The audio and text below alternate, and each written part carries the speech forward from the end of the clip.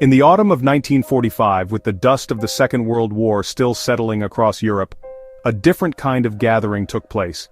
It was not in London, Paris, or Washington, the grand capitals of the victorious powers. Instead, it was held in the industrial heart of northern England, in the city of Manchester. This was no accident. Manchester was a city built on the profits of empire, its cotton mills fed for centuries by the labor of the enslaved and the colonized. But by 1945 it was also home to a growing community of people from Africa and the Caribbean, many of whom were students, sailors, and factory workers who had witnessed the system from within. This provided the perfect gritty backdrop for a conference that would seek to dismantle that very system. The call for this meeting, the Fifth Pan-African Congress, came from a determined group of activists. At its core were figures like George Padmore, a Trinidadian journalist and strategist, and Kwame Nkrumah, a charismatic young student from the Gold Coast, who would later become the first president of Ghana. They were joined by a network of trade unionists and community leaders who understood that the time for polite petitions to the colonial powers was over. They saw an opportunity in the post-war world. The great empires were weakened, and the language of freedom and self-determination was in the air. They decided it was time for the colonized peoples to seize that language for themselves and demand their future. The choice of Manchester also reflected a fundamental shift in the leadership of the Pan-African movement. Earlier congresses had been dominated by intellectuals and were often held in the capitals of empire, appealing to the conscience of the colonial rulers. But this new generation of leaders knew that real power did not lie in appealing to the powerful. It lay in organizing the masses.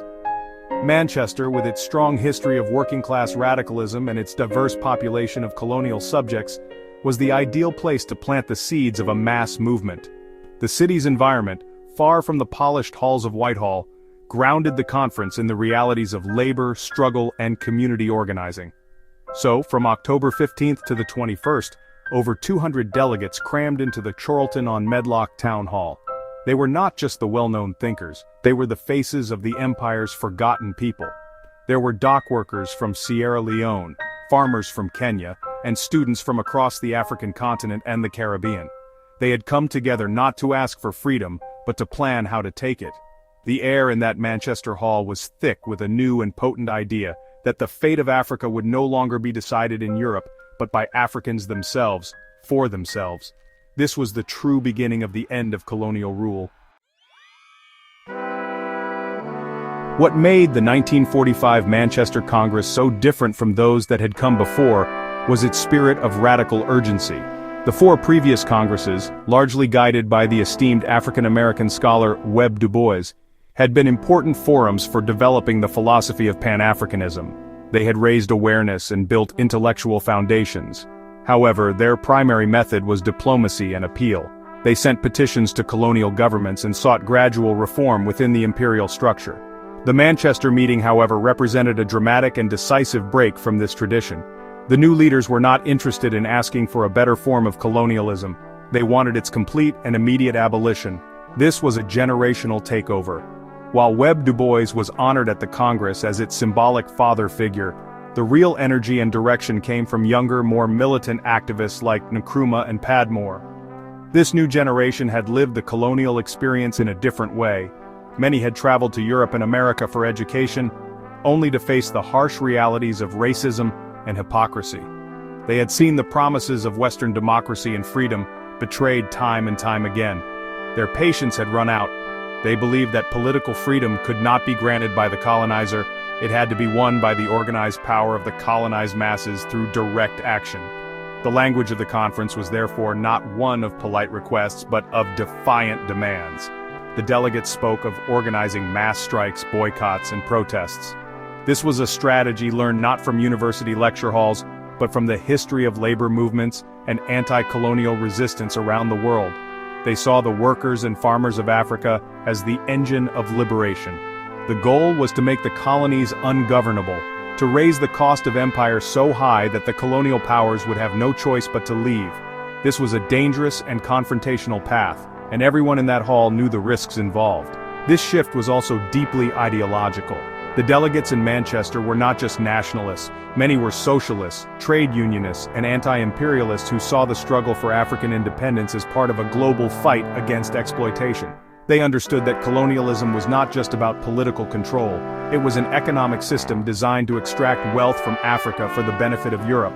Therefore, true liberation had to mean economic freedom as well, the right for Africans to control their own land, resources, and labor.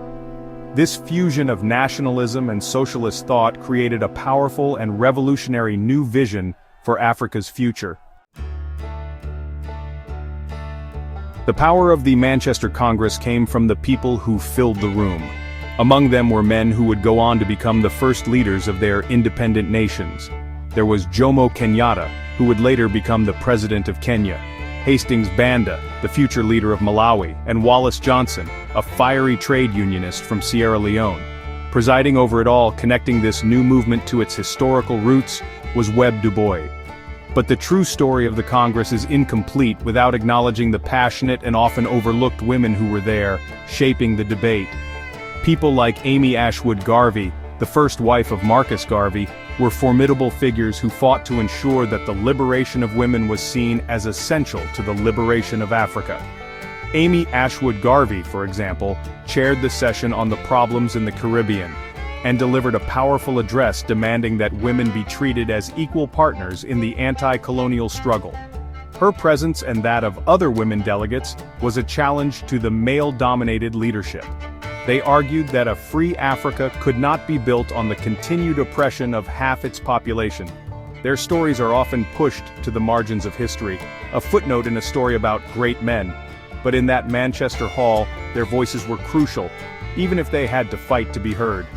Their struggle revealed the internal tensions within the movement itself, showing that the fight for freedom was complex and multi-layered.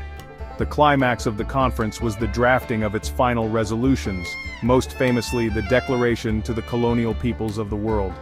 This document was a war cry. It did not plead, it asserted. "We are determined to be free," it declared. "We demand for Black Africa autonomy and independence." The declaration called for an end to racial discrimination, the right to education, and the return of lands and resources to the African people.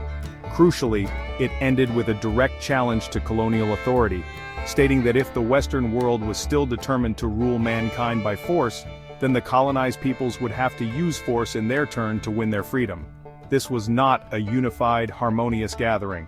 The passion that fueled the Congress also led to intense arguments and disagreements. There were debates about strategy.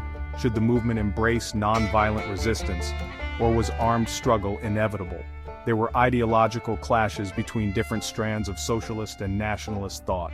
And there were personal rivalries and sacrifices that have only recently been explored, such as in the 2025 play Liberation, which brings these human dramas to life. This friction was not a sign of weakness, but of strength. It showed that this was a living, breathing movement, full of passionate individuals grappling with the monumental task of liberating an entire continent. The impact of the 1945 Manchester Pan-African Congress was immediate and profound. The delegates left Manchester not just with resolutions but with a mission. They returned to their home countries as organizers, carrying the fire of liberation with them. Kwame Nkrumah, for example, went back to the Gold Coast and put the Manchester Plan into action. He organized strikes, rallies, and boycotts, building a mass movement that led Ghana to become the first sub-Saharan African nation to gain independence in 1957. His victory sent a powerful signal across the continent: freedom was possible. One by one, other nations followed, often led by men who had been in that very hall in Manchester. The Congress laid the ideological foundation for a new Africa. Its principles of unity, self-determination, and anti-imperialism directly inspired the creation of the Organization of African Unity in 1963. The dream was to move beyond national independence towards a united continent, strong enough to resist foreign interference and control its own destiny. The spirit of Manchester echoed in the independence speeches and national constitutions of the new African states. It had successfully shifted the global conversation, transforming the idea of African independence from a radical dream into a political inevitability. However, the story does not end with the raising of new flags.